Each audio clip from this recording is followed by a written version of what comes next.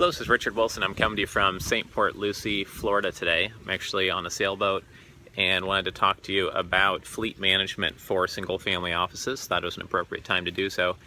In short, I wanted to talk about how important it is to have somebody in the family office managing all of the vehicles, boats, and expensive toys that a family might have, and why you need to do so. Last year I had one of my clients purchase a private jet, which some people would say you should never do, that you should always lease or you should always be in a jet sharing program, and that it makes no sense to actually purchase a jet.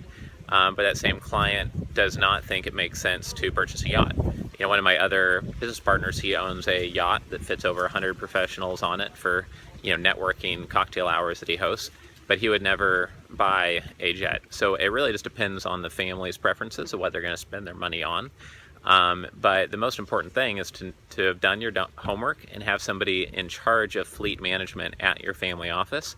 You could have an external consultant be in charge of this, but you need to have somebody doing the homework on it, because what can happen fairly often is that if the patriarch is in charge of managing the fleet, they might not remember to renew the insurance or do their homework and cost checks on what they actually should be paying for insurance. And somebody might see that you own a very expensive boat and overcharge you on the insurance, or overinsure you, or not tell you about the higher deductible that would save you on the premium payments, etc. You also need someone watching out for maintenance. Busy people sometimes can slack on maintenance, especially if a yacht you own is at a second or third house. And you also need someone who's coordinating between the storage, the cost maintenance, the upkeep, and the buying and selling of all these assets. It really comes down to the whole reason why family offices exist in the first place.